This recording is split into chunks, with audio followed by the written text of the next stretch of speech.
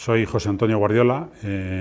Bueno, hago muchas cosas, pero si me tengo que definir así rápidamente, puedo decir que soy reportero de Radio Televisión Española. Todo cambia el 11 de septiembre, cuando triunfa el golpe militar de Pinochet. Una patrulla militar cercó prácticamente la cuadra donde yo vivía, donde destrozaron prácticamente toda mi casa, me llevaron detenido al regimiento. Pues llegué como a veces se llega a las grandes entrevistas por casualidad. Yo no sabía que existía Marcos Uribe, ¿no? En el 98, allá por noviembre, estaba en Chile cubriendo para los telediarios de Televisión Española las reacciones en Chile a la detención de Pinochet en Londres. Entonces era intervenir en los telediarios continuamente, pero bueno, si ibas haciendo contactos, off the record, y nos dijeron que la Caravana de la Muerte, que es esta misión que mandó Pinochet a bordo de un helicóptero Puma con militares que sacaban a presos de las cárceles en diferentes ciudades y los ejecutaban, había sido especialmente, bueno, en todas las ciudades, pero en La Serena, y que justo en ese momento, en la ciudad de La Serena, que está como a 500 kilómetros al norte de Santiago, estaban exhumando los restos de los ejecutados y analizando sus restos en el Instituto de Medicina Legal, en los forenses. Entonces dijimos, bueno, pues un sábado, por ejemplo, que en el telediario igual podemos ausentarnos y dejamos un material hecho, pues nos vamos a La Serena y conocemos a los familiares. Y cuando llegamos a La Serena, que era un viaje de ida y vuelta en el día, ¿no? Bueno, pues empezamos a hablar con unos otros y nos dijeron, pues hay aquí una persona, el único que sobrevivió, que luego resultó no ser el único, pero vamos, a ese pelotón de fusilamiento, que fue una matanza, está aquí, o sea, se exilió en Canadá, pero ha vuelto a Chile. Entonces fuimos a por él, le entrevistamos, nos costó muchísimo, porque seguía teniendo miedo, porque nunca había contado su experiencia de supervivencia.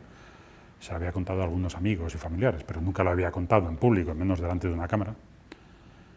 Y así fue como encontramos a Marcos Uribe, y con eso hicimos un informe semanal, porque ya solo la entrevista tenía el cuerpo suficiente no para meterlo en una pieza de telediario, sino para hacer un desarrollo.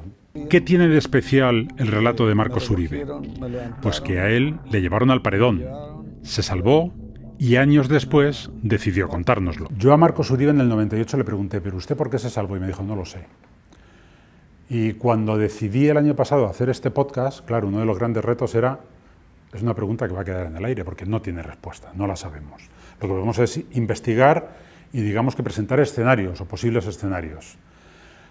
Yo de todos los que he ido recopilando, el que más creíble me parece es que Marcos Uribe, o sea, si decimos que fue un pelotón de fusilamiento, estamos faltando a la verdad, porque fue que un grupo de presos los amontonaron, les dieron patadas, puñetazos, culatazos, y cuando ya no podían más y gritaban, les daban tiros de gracia. O sea, no eran unos fusileros disparando tiros certeros, ¿no?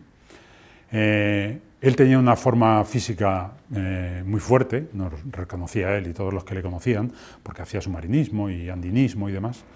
Entonces se supone que resistió a las torturas mejor que los demás. Entonces iban matando a los demás, sobrevivieron dos, Marcos Uribe y Luis Silva Pino. Luis Silva Pino sobrevivió porque conocía a uno de los militares y le sacó. Y yo la sensación que tengo es que el militar que estaba al mando de ese operativo, que era el general Sergio Arellano Stark, él llegaba hacia la lista, en la lista estaba Marcos Uribe y otros 16, y se iba a comer con los mandos del regimiento, en este caso el regimiento Arica de La Serena. Durante la comida los ejecutaban y de hecho los que estaban en la comida escucharon los tiros, y yo entiendo que el Sergio Arellano Stark volvió allí pensando que ya había acabado, pero faltaba Marcos Uribe.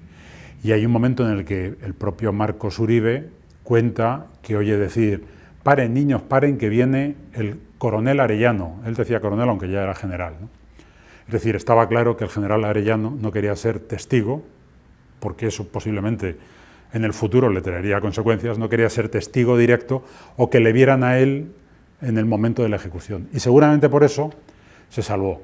Hay otras teorías que tienen que ver con la casualidad, con que a lo mejor algún militar que nunca lo reconoció le quiso salvar. Yo creo que fue un golpe de gracia, sí, de gracia porque sobrevivió, pero bueno, a partir de ese momento empezó el título del podcast, La vida rota, de Marcos Uribe, ¿no?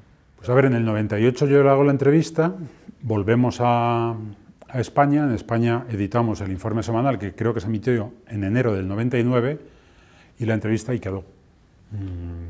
Una entrevista más, muy potente, pero una entrevista más.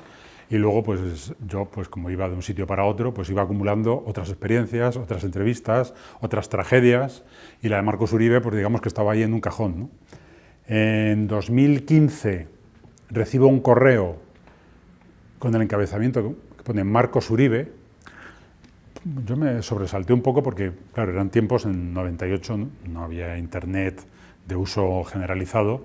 Yo ya no tenía contacto con Marcos Uribe, no sabía si estaba en Chile, en Canadá, donde fuera. Que de repente recibiera un correo me sorprendió. Pero no era Marcos Uribe el que yo había conocido, era su hijo, el que me anunciaba que su padre había fallecido y me pedía un favor.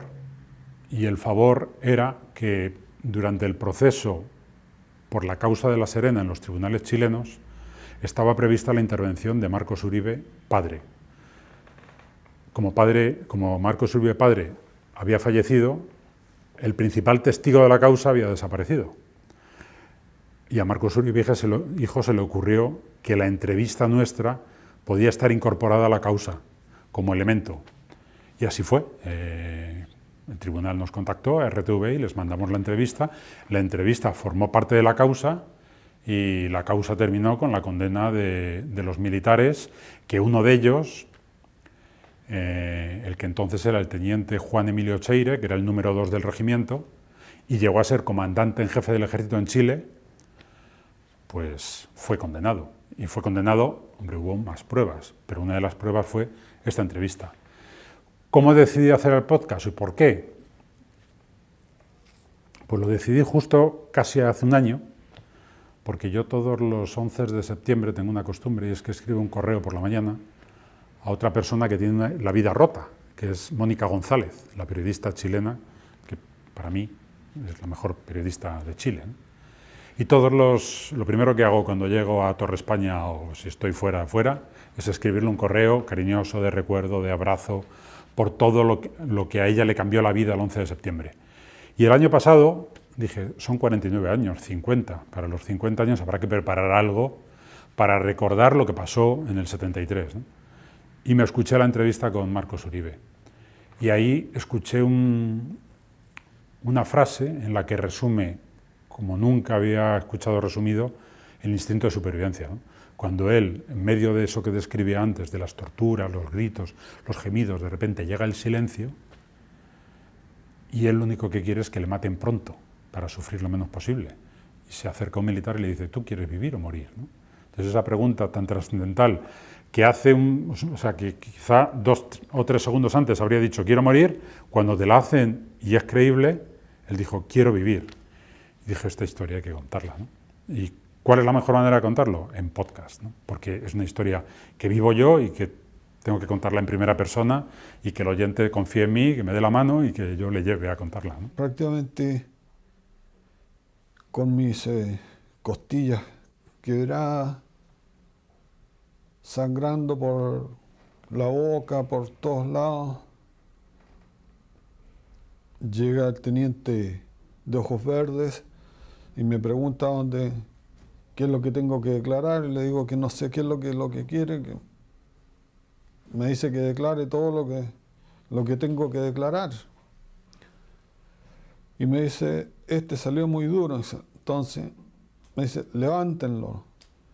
Y me levantan de las manos y de los pies, abran los pies y me empieza a dar puntapié en los testículos. A eso, después de tanta tortura, ya prácticamente lo único que quería era que me mataran, me dispararan luego. Era lo único que pensaba en ese momento. Dispárenme luego para que esto termine. Pero lo más terrible es que cuando tú pides o quieres morir, y de repente te dicen, ¿quieres vivir o quieres morir? Y esa fue la pregunta que me hizo el teniente Ojeda. ¿Quieres vivir o quieres morir? Y le digo, quiero vivir? Pues, a ver, yo la primera vez que fui a Chile fue en el 98, justo cuando entrevisté a Marcos Uribe.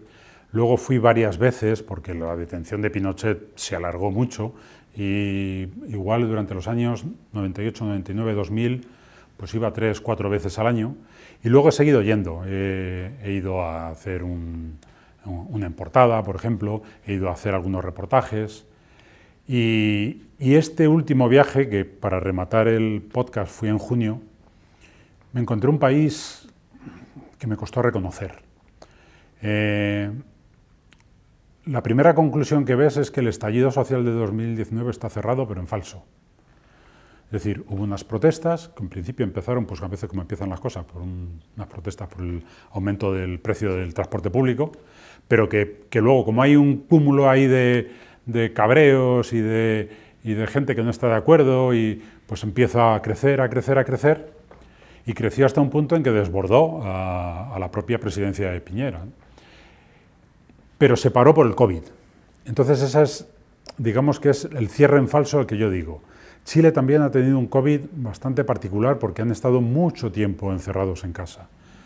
Y de hecho resulta curioso que por la noche, o sea, parece como que los santiaguinos, los chilenos, no han recuperado la calle. Por la noche hay muy poca gente. El centro de Santiago de Chile yo lo veía desierto y todos los comercios con láminas de acero, ¿no? Cosa que no había visto nunca. Durante el día hay mucho tránsito, pero por la noche no, ¿no?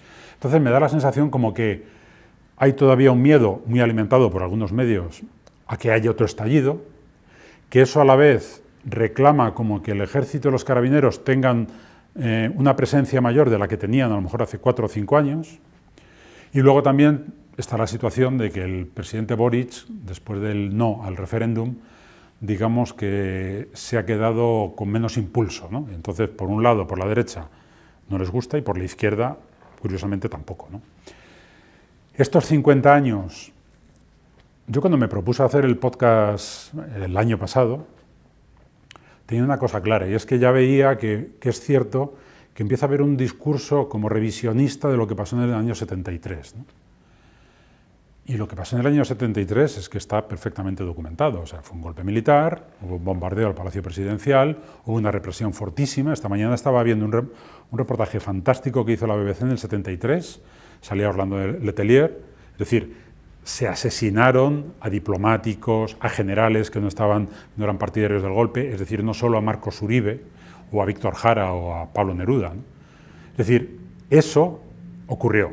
Y eso, bajo mi punto de vista, trasciende de la ideología. O sea, hablamos de una cuestión de principios, no de ideología. Entonces, intentar revisar eso no me parece justo. Otra cosa es que haya ahora mucha gente que quiera votar a José Antonio Cast porque le parece el mejor candidato, como puede ser Gabriel Boric. Pero lo que ocurrió allí fue un golpe militar que desencadenó una dictadura de 17 años, con situaciones tan terribles como lo que pasó en La Serena el 16 de octubre del 73. Y eso es lo que yo utilizo como ejemplo de esto pasó y es real. Más allá de que luego cada uno tenga su ideología, pero la ideología es otra cosa. Los derechos humanos y los principios creo que deben ser otras, ¿no? Y cuando confluyen o confundimos la ideología con los principios, nos enfrentamos a problemas.